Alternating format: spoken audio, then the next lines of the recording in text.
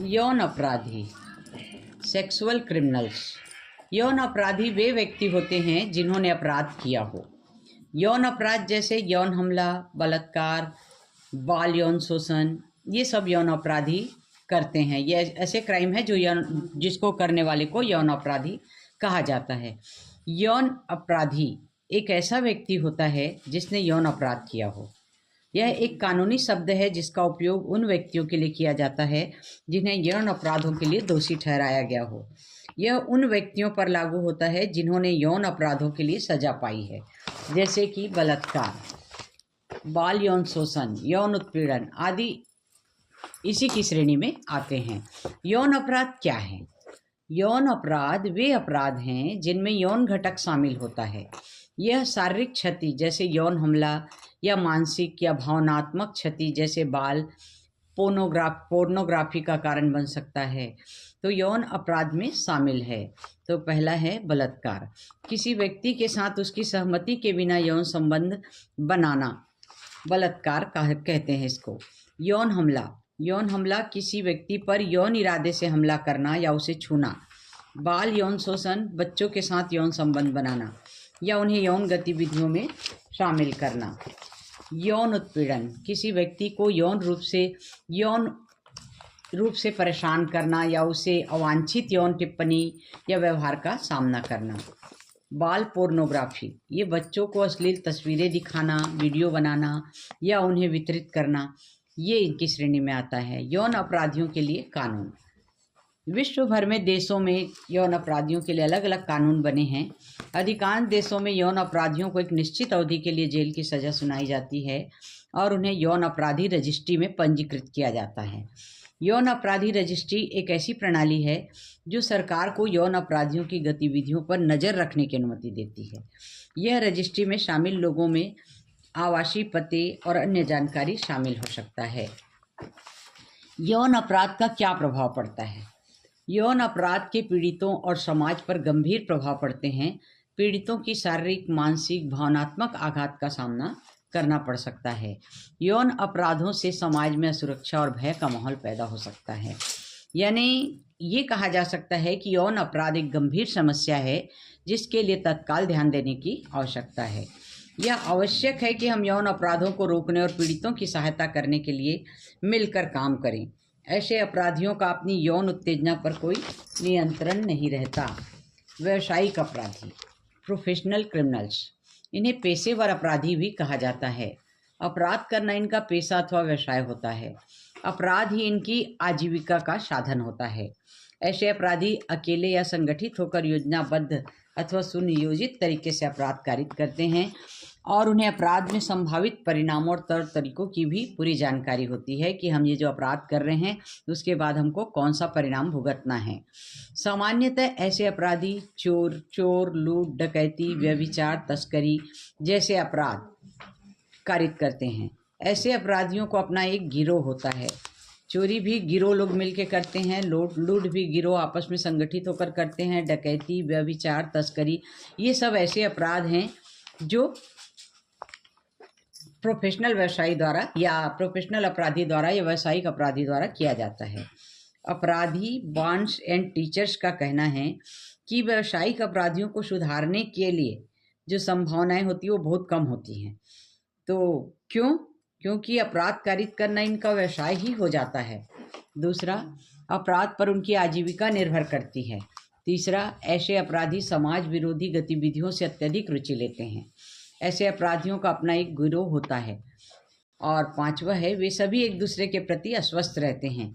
फिर भी ऐसे अपराधियों के लिए पुनर्वास की व्यवस्था पर जोर दिया गया है और इंग्लैंड में व्यावसायिक अपराधियों के सुधार के लिए हॉस्टल पद्धति लागू की गई है। यह एक ऐसी सुधार संस्था है जिसमें अपराधी को सजा पूर्ण होने के लिए 1 वर्ष पूर्व इस संस्था में जाना जाता है। ऐसे अपराधी दिन में अपना काम करने के लिए स्वतंत्र होते हैं, केवल रात्रि में निगरानी रखी जाती है।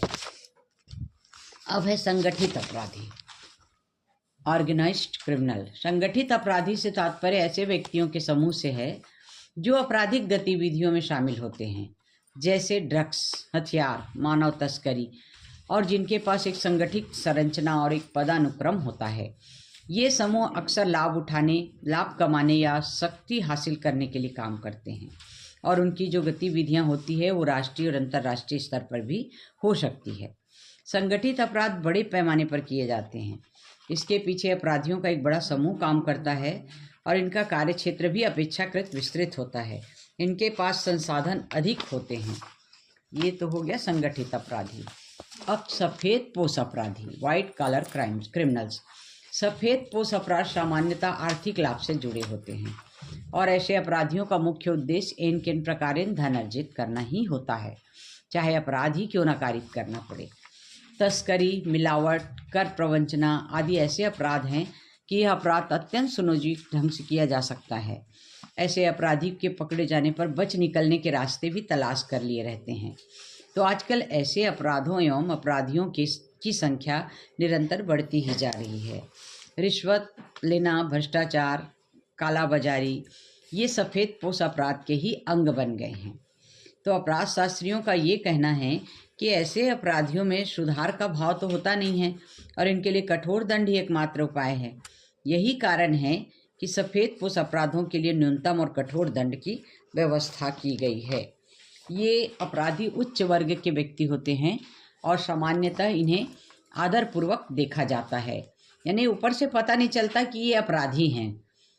बहुत ही सज्जन व्यक्ति दिखते हैं और उनके द्वारा व्ययन किए जाने वाले जो कोष होते हैं उनमें से वे दुर्विनियोग कर लेते हैं और इसके अतिरिक्त उच्च वर्ग की जी वेश्यावृत्ति है, तस्करी है, चोर बाजारी है, कारोबार में कदाचार तथा राजनीतिक अपराध जिसमें राजनीतिक कारण से हत्याएं भी होती हैं उनके द्वारा ही की जाती है। सफ़ेद पोश अपराधी के द्वारा भी की जाती है। ऐसे अपराधियों के लिए प्रभावशाली और शक्तिशाली एवं ये धनवान भी होते हैं। तो सामान्यतः उनके कार्यों के बारे में पता नहीं चल पाता वो क्या करते हैं। उन्हें श्वेत वसन अपराधी इसलिए कहा जाता है क्योंकि बाह्य रूप से वह नैतिकता से परिपूर्ण स्वच्छ प्रकार के होते हैं, किंतु वास्तव में वे ऐसे नहीं होते। प्रतिष्ठित व्यक्ति का भेष बनाते हुए वे अपराध करते हैं। अब साइबर अपराधी।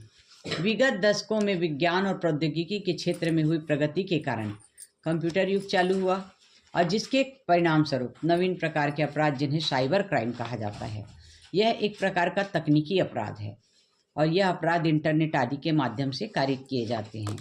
ये अपराधी साइबर कैफ़े में इन अपराधों को करते हैं क्योंकि कैफ़े में सफिंग, चैटिंग और ईमेल करने वालों का तांता लगा रहता है और इनके पकड़े जाने की संभावना कम रहती है।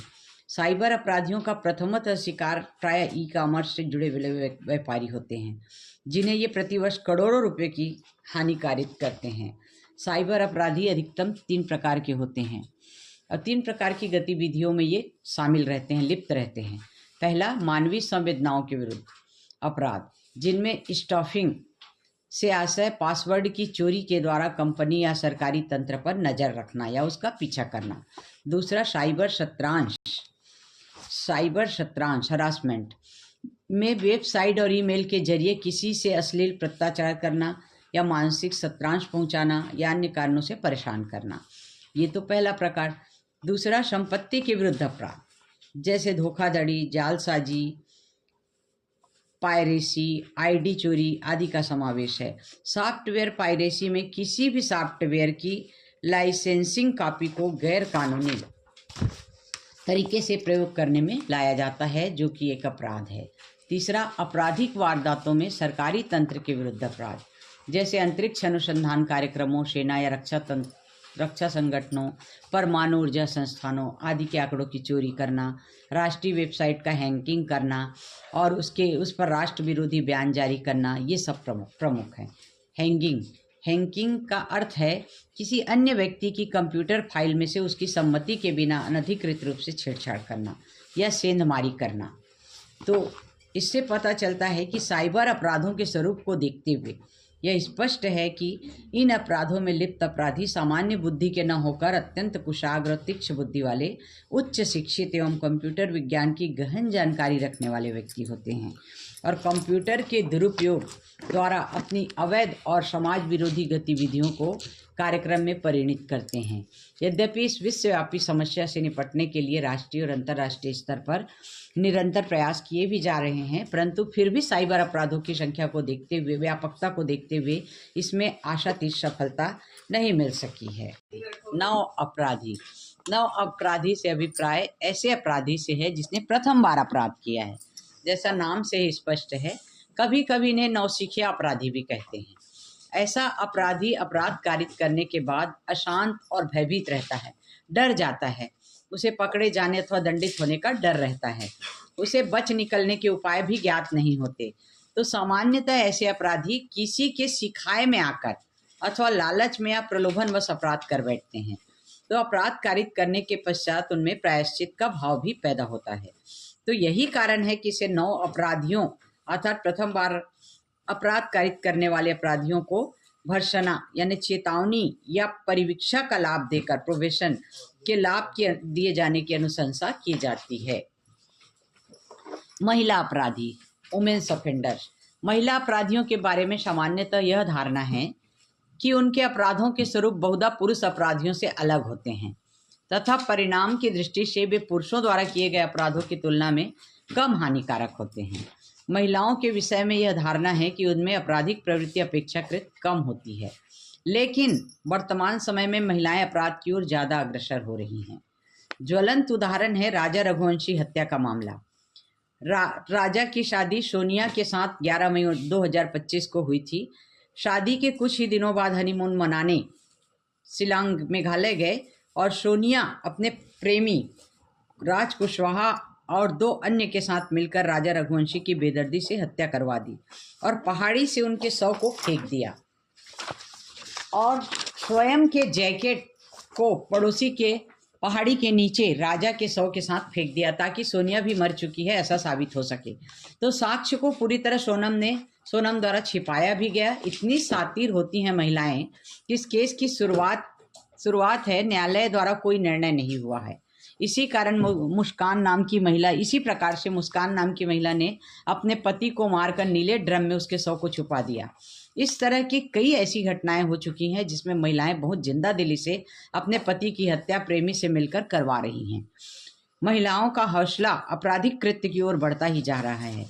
महिलाओं द्वारा किए जाने वाले अपराधों के संदर्भ में एक उल्लेखनीय बात यह है कि इनमें पुरुषों का प्रत्यक्ष और अप्रत्यक्ष सहयोग किसी न किसी रूप में अवश्य होता है।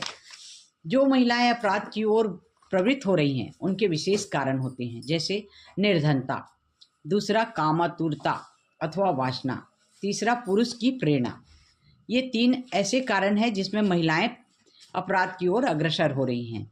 निर्धन परिवार की महिलाएं अक्सर दुकानों में या जिस घर में काम करती हैं वहाँ चोरी करते पकड़ी जाती हैं, ये आम बात है। कामातुर या वासना से लिप्त महिलाएं व्यभिचार या वेश्यावृत्ति जैसे अपराध करती हैं। अवैध गर्भ को छिपाने के लिए गर्भपात करवाती हैं, शिशु हत्या, बच्चा पैदा हो जाता है उसको हत्या कर देती हैं, छुपा देती हैं मार के, भ्रूण हत्या, इस प्रकार के अपराधों की ओर महिलाएं प्रवृत्त होती हैं।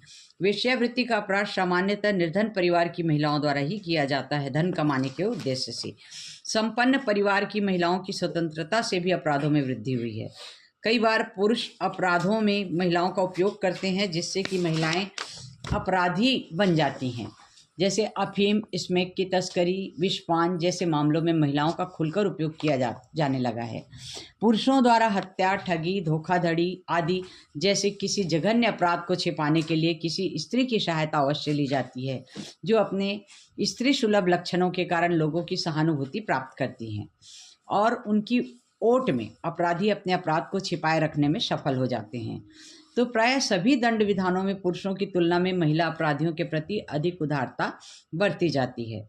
संभवतः इसका कारण यह है कि शारीरिक दृष्टि से महिलाएं पुरुषों की तुलना में नाजुक होती हैं और उनमें शारीरिक यातना सहने की शक्ति अपेक्षाकृत कम होती है। ये तो हो गया महिला अपराधी। अब है किशोर अपराधी, जुनाइल ऑफेंडर्स। तो बाल तथा किशोर वयस्क अपराधियों के अपराध के स्वरूप भी प्राय अलग होते हैं। वे सामान्यतः मारपीट, गाली गलौज, तोड़फोड़, आवारागर्दी, नशाखोरी, लैंगिक अपराध, चोरी, घर से भाग जाना, इस तरह के अपराध करते देखे गए हैं।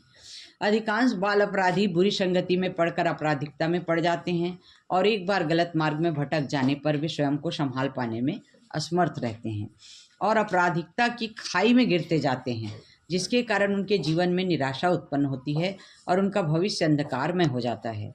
बाल एवं किशोर अपराधियों के लिए कारावास की सजा का प्रावधान तो नहीं है, लेकिन इन्हें सुधरने का अवसर प्रदान करने के लिए अनुशंसा प्रायः प्रत्येक युग में की जाती रही है। तो भारतीय विधियों में भी किशोर अपराधियों के लिए भर्त्सना, परिवीक्षा और अर्थदंड की व्यवस्था की गई है और बाल किशोर अपराधियों को सामान्य अपराधियों के साथ कारागार में नहीं रखा जाता है। इनके लिए पर्यवेक्षण गृह, विशेष गृह, बाल गृह, किशोर गृह, आश्रम गृह, पश्चातवर्ती देखरेख संगठन, ये सब की स्थापना की गई है, जहां बाल अपराधियों, किशोर अपराधियों को रखा जाता है। तो बाल अपराधियों से संबंधित दंड नीति दो मुख्य सिद्धांतों पर आधारित है। पहला है बाल एवं किशोर अपराधियों का विचारण न किया जाए बल्कि उन्हें सुधारा जाए। दूसरा है उन्हें दंडित करने के बजाय उन्हें उपचार पद्धति से पुनर्वासित करने का प्रयास किया जाए। आतंकवाद सीमांत, टेररिज्म मार्जिनल, इसका अर्थ है सीमांत आतंकवाद या हाशिए का आतंकवाद। इसका अर्थ है कि आतंकवाद जो किसी क्षेत्र या समूह के हाशिए पर रहने वाले लोगों द्वारा किया जाता है या जो मुख्य धारा के आतंकवाद से अलग होता है। हाशिए का अर्थ होता है किनारा, सीमा या परिधि। यह शब्द किसी चीज़ के मुख्य भाग के बाहर की जगह या स्थिति को दर्शाता है। सामाजिक संदर्भ में हाशिए पर का मतलब है समाज की मुख्य धारा से अलग या बहिष्कृत होना, कम महत्व या शक्ति प्राप्त करना या बुनियादी सुविधाओं और अवसरों तक पहुंचने में कम सक्षम होना या कम महत्व देना। मार्जिनल टेररिज्म, इसका अर्थ है हिंदी में सीमांत आतंकवाद या सीमावर्ती आतंकवाद कहा जा सकता है। इसका मतलब यह है कि आतंकवाद जो किसी देश की सीमा के पास या सीमावर्ती क्षेत्रों में होता है। यह शब्द आतंकवादी गतिविधियों को दर्शाता है जो किसी देश की सीमाओं को पार करके या सीमावर्ती क्षेत्रों में संचालित होती है या फिर सीमावर्ती क्षेत्रों में सक्रिय आतंकवादी समूहों द्वारा की जाती है।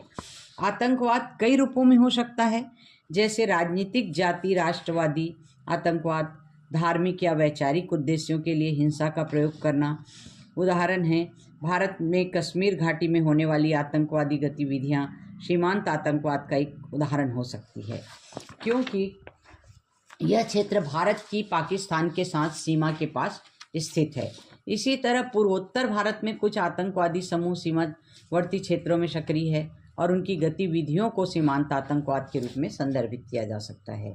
आतंकवाद का उद्देश्य सरकार को प्रभावित करना या जनता को डराना है। सीमा पार आतंकवाद का मुख्य लक्ष्य है भारत में भय और अशांति का वातावरण उत्पन्न करना। ये आतंकवादी गतिविधियों से मुख्य रूप से बाजारों, पर्यटक केंद्रों और परिवहन केंद्रों जैसे सार्वजनिक स्थानों पर की जाती है। इसके अतिरिक्त भारतीय सीमा पर भारतीय सेना एवं पुलिस ठिकानों पर सीमा पार आतंकवादी हमले होते रहते हैं। अब आतंकवाद के क्या कारण हो सकते हैं? पहला है सामाजिक असमानता, दूसरा है गरीबी, तीसरा है कट्टरपंथ, चौथा है बेरोजगारी, पांचवा है शिक्षा की कमी, छठवां है राजनीतिक, सातवां सामाजिक कारण, आठवां आर्थिक कारण और नौवां है धार्मिक कारण। ये कारण हो सकते हैं आतंकवाद के। अब आतंकवाद के लक्षण क्या हैं?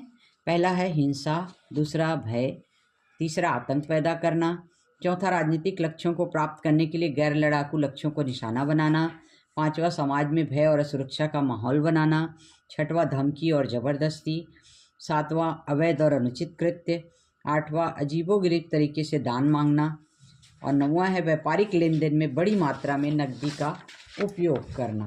तो ये सब आतंकवाद के लक्षण हैं। अब आतंकवाद जो है एक गंभीर समस्या है जो समाज में भय और असुरक्षा का माहौल बनाती है। इसके लक्षणों को पहचानना और समझना महत्वपूर्ण है ताकि हम आतंकवाद से प्रभावित लोगों की मदद कर सकें और आतंकवाद को रोकने के लिए कदम उठा सकें। तो कुछ मामलों में यह उन लोगों द्वारा किया जा सकता है जो मुख्य धारा के आतंकवादी समूहों से अलग हो गए हैं या उनसे असंतुष्ट हैं। तो यह उन समूहों द्वारा भी किया जा सकता है जो किसी विशेष क्षेत्र या समुदाय के हाशिए मतलब सीमा पर हैं और मुख्य धारा की राजनीति या समाज से प्रतिनिधित्व की कमी महसूस कर रहे हैं। और कुछ मामलों में यह नार्को टेररिज्म यानी नशीली दवाओं की तस्करी और आतंकवाद का मिश्रण भी हो सकता है, जहां आतंकवादी संगठन नशीली दवाओं की तस्करी से होने वाले लाभों का प्रयोग अपने आतंकवादी गतिविधियों को वित्त पोषित करने के लिए करते हैं, जैसे कि पंजाब में हुआ था।